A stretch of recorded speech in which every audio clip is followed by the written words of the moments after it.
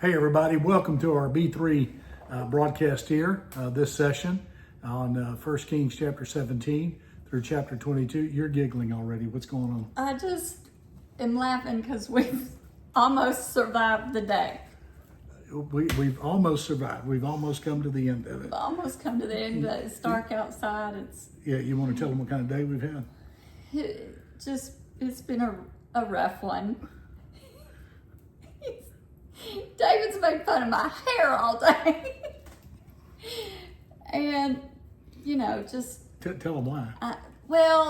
In all honesty, sometimes I don't really fix my hair. And when it looks bad, I say there's a space alien on my head. And so today, David said, space alien's back. It looked like it swallowed her, so... And then he got on Amazon to try to find a space alien doll for me to give me but then he got on my nerves when we were trying to pray. And I had to say, dear Lord, help me not notice how irritating he is. And then he said, dear Lord, don't let her use her prayer to correct me. Anyway, we've almost survived the day, honey. Come here.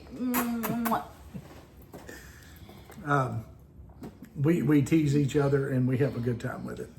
And it's a lot of fun. There's some similar issues here in the text in 1 Kings chapter 17 through chapter 22. And it's all about Elijah and Ahab and Jezebel. You're familiar with those names. But there are three things we want to look at with Elijah, and that is Elijah trusting, Elijah trembling, and then Elijah threatening in 1 Kings chapter 17 through chapter 22. And he was dealing with things really bigger than space aliens and annoyances in prayer. He really was. These things actually affected his life. And I want us to take a moment to look at some of these things. First is Elijah trusting. Now this formed the basis of my message Sunday morning, November 23rd. But I want to look at a few more things. In chapter 17, beginning in verse 1, it said, Now Elijah the Tishbite, who was of the settlers of Gilead, said to Ahab the king, As the Lord, the God of Israel lives, before whom I stand, there shall certainly be neither dew nor rain during these years, except by my word. Ahab and Jezebel in the northern kingdom were worshiping Baal, and Baal was supposed to control the rain. He was the god of fertility and everything involved with it. And Elijah comes along and says, not at all. The Lord God Almighty, whom I serve, he is the Lord and God of all, and he's going to control the rain. It matters not what you do, matters not what Baal does. What matters is what God does, and there's not going to be rain for 3 more years. And so there's a dry confrontation here, and the Lord sends him on in chapter 17, verses 2 through 16, to the brook of Kerith, and there he provides for him by the ravens. Now it's really interesting that God chose ravens to provide for Elijah's need, to carry him food for his need.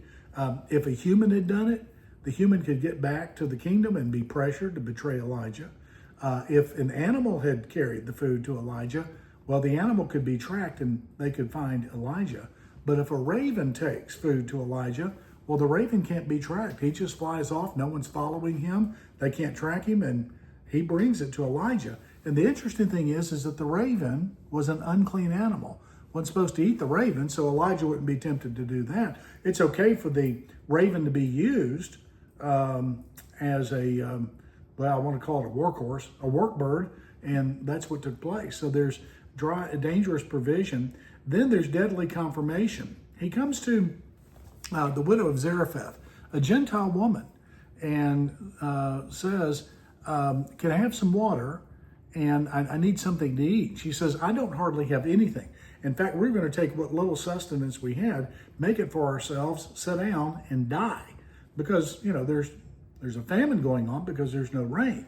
And Elisha says this. He says, first make me a loaf of bread, and then your barrels and your supplies and your stock will become a grocery store. And that's really what happened. And we looked at that as we looked at 1 Kings chapter 17 through chapter 18, the morning of November the 23rd. And God ended up providing for her because she put first things first. She put the Lord first and his prophet.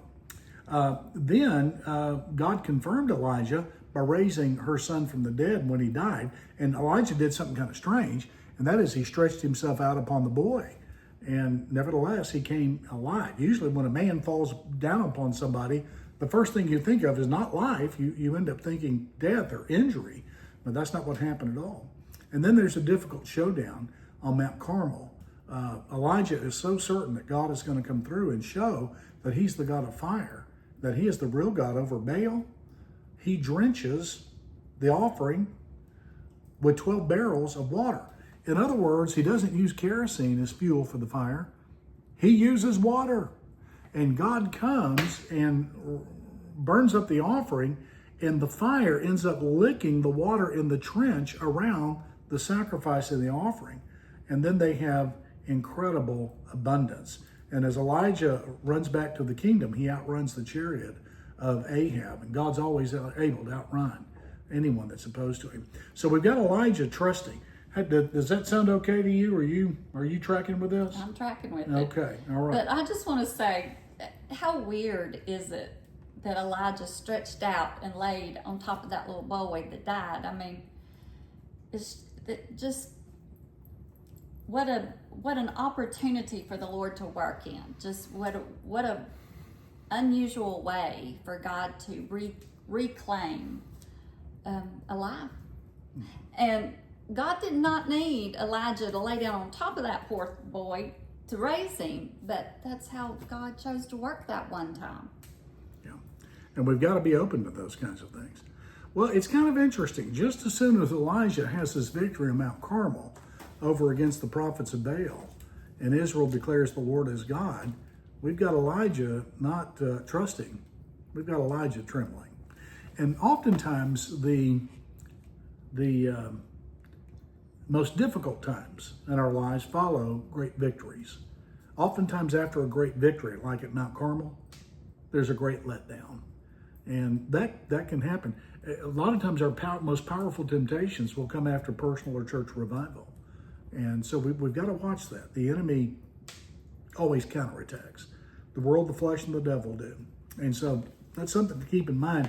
Jezebel was not humbled by the victory on Mount Carmel.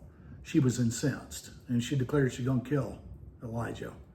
And it upset him, of course, and it bothered him. And Elijah ran off into the wilderness, and he was looking to revive his soul while there. And he prayed to God in chapter 19, and he went so far as to say in verse 4 of chapter 19, "Enough. I've had enough. I've done your will. I alone am left, and now this woman wants to kill me. I've had enough." And the Lord speaks to him and tells him a few things, tells him the truth. And he says several things. In verse 15 to 17 of chapter 19, new kings will end Ahab and Jezebel's reign, and that's what happened in 2 Kings. New allies will resist Ahab's and Jezebel's influence, and that's in verse 18, and that happened. And new prophets will denounce Ahab and Jezebel's sin, verses 19 through 21. And the Lord said, it's going to be okay. You need to look to me. And then we've got Elijah threatening and communicating God's judgment to Ahab and Jezebel. In chapters 20 and 21, we've got the terrible, twisted, perverted story of Ahab and Jezebel and Naboth's vineyard. Ahab apparently had a hobby of gardening and doing a little farming on the side, and he found that Naboth's vineyard was very convenient to his palace. And so he asked him for it, and he said, well, no, I'm not supposed to give up the land. This is supposed to stay in my family forever and ever. And Ahab went back to the palace, and he pouted.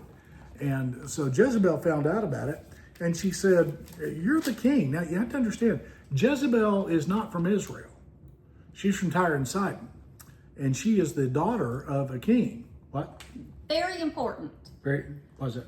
because God said, don't have anything to do with people that are not your people. When you move into the promised land, do not have anything to do with people from the nations around you. So there's one mistake. Yeah. Go ahead.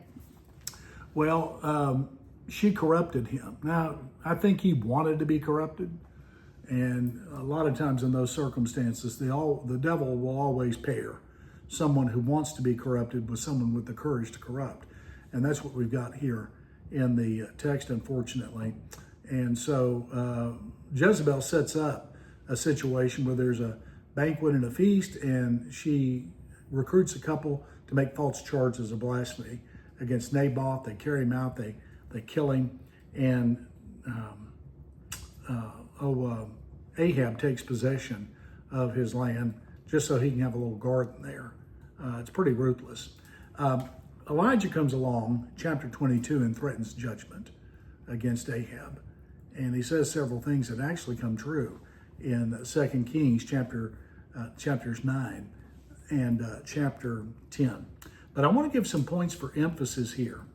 One is a point about trusting. Real Christianity is one series of stretching exercises after another. Real Christianity stretches the real Christian. Real Christianity has never been comfortable. Now, there's comfort from God, divine comfort, but in this life, it's never comfortable. There's always something we're doing with our time, our talents, our treasures that requires us to exert ourselves, sometimes even against the wishes of our body, the wishes of our mind, the wishes of family and friends. Real Christianity is one series of stretching exercises after another. Real Christianity has never been comfortable. W.T. Connor was the great theologian of Southwestern Seminary in the early part of the 20th century. And he used to tell preachers, if you're looking for a soft spot in ministry, feel on the top of your head. That's as soft as it gets. And of course, C.S. Lewis said, I didn't come to the Christian faith for comfort. He had somebody ask him, what's the most comfortable religion? He said, I didn't become a Christian for comfort. Something else can provide that.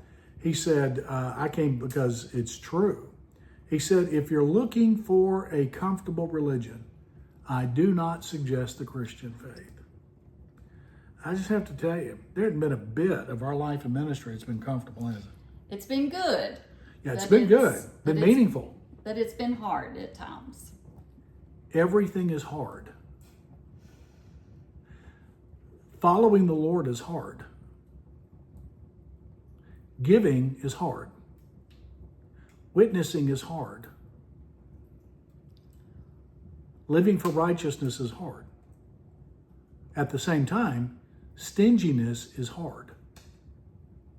Living for yourself or the world is hard. Living in sin is hard. You don't get away from hard. Living for God is hard. Living against God is hard. Choose your hard. Which hard do you want? Neither one is easy. You just got to determine it's going to be hard. I'm following God no matter what. Because the consequences are different. They are, aren't they? And the consequences for living a life of service versus living a selfish life is where the difference is. Yeah. Well, I think that's why the symbol of the Christian faith is not a comforter or a cushion, but a cross. And Jesus would say and repeat, if anyone desire to come after me, let him deny himself, take up his cross, and follow me. And I need to say something kind of stern, too. And it's hard to hear. We're oftentimes taught that we are to live and talk and act in such a way that no one ever gets upset with us. And if someone gets upset with us, someone disagrees with us, then there's something wrong with us. And you know, a lot of times that's the case. Sometimes some people are obnoxious, they're rude, they're overbearing, they're unpleasant. But the real Christian does everything he or she can to be filled with the fruit of the Spirit and the Spirit of God. Love, joy, peace, patience, kindness, goodness, faithfulness, meekness, self-control. They do all they can to obey God. They do all they can to love other people. But you have to understand, real Christianity will upset some. So I've got to say to you, if everyone likes you, if everyone agrees with you, if it's been years that you've ticked off someone about the Christian faith, it's probably because you're not following Jesus. Now, don't go looking for trouble, but I will tell you, if you follow Jesus, it will come looking for you. And you've got to make sure that people know that you do the things you do, not because you were raised right, although you probably were, not because you had good teachers or because you're trying to honor your name. They need to know it's because of Jesus that you're doing that. Well, that's something about trusting. Then there's something about trembling. Elijah trembled before Jezebel, I think because his problem was that he made Jezebel big and he made God small. All of a sudden, she was larger than life. And I don't know, maybe he was not nourished right. Maybe there's some physical things going on there. He was emotionally exhausted. High points like that, even positive high points, can exhaust you to the place where your thinking is distorted. But in chapter 19, to Elijah, Jezebel was big and God was small. And he kept Jezebel in his sights instead of God. And that's the thing. When you're facing something like a Jezebel, you've got to merely glance at Jezebel and gaze at God. The bottom line is, God kept Elijah alive, and he was ushered out of this world in a chariot and left. Jezebel couldn't touch him. In fact, her threats, in reality, Jezebel's threats to have Elijah killed were the most sincere but empty threats ever uttered by a queen. They were empty. No one has ever made such a vain threat in the history of words. God kept him alive till chariots of fire came after him. What Jezebel actually threatened would never happen to Elijah, but it happened to her. In chapter 9 and 10 of 2 Kings. The final thing is threatening. There'll be a payday someday. What Ahab and Jezebel did to Naboth because of his vineyard, it came back on him. And in chapter 9, we've got this of 2 Kings. Very clearly, payday came someday. It says in chapter 9 that, let me get to it here.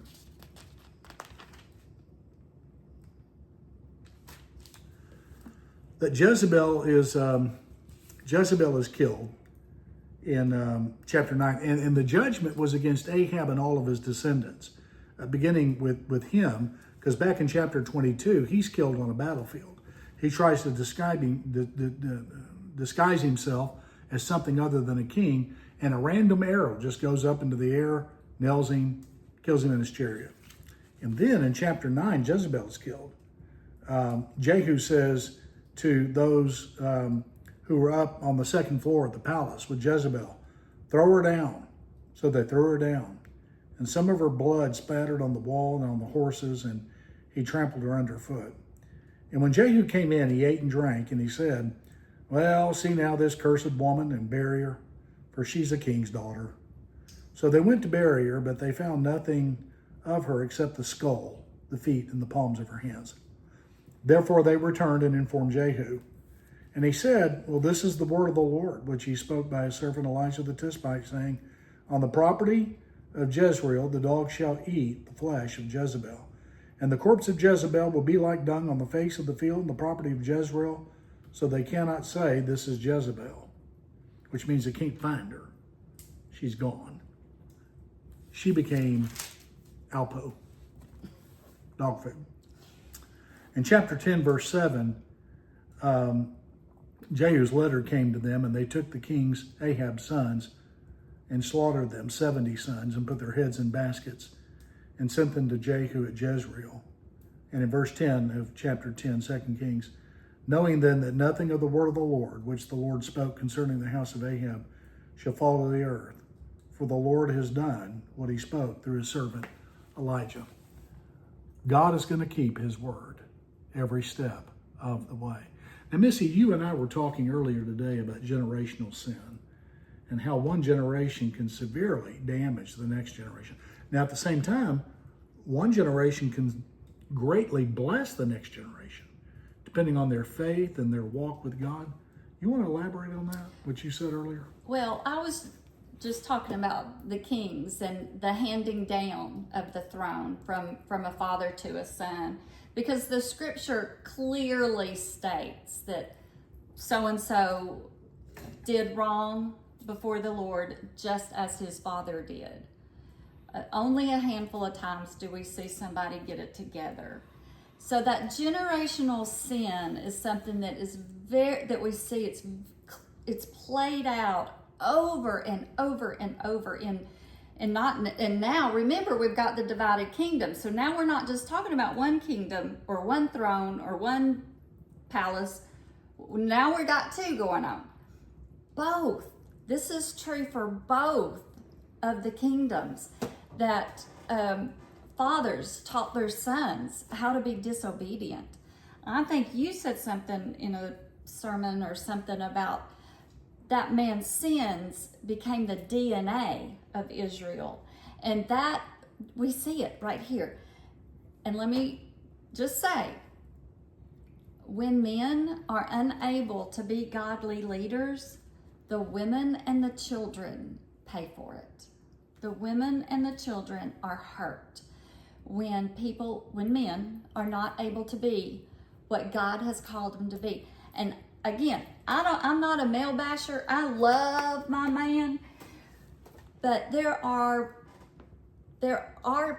family cycles where men have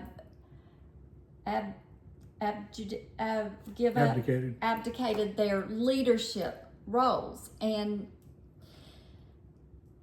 God says way back in Genesis when he's talking to Abraham, I will bless those who bless you. I will curse those who curse you. Just walk with me. Just walk with me. I will be your God. I will take care of everything.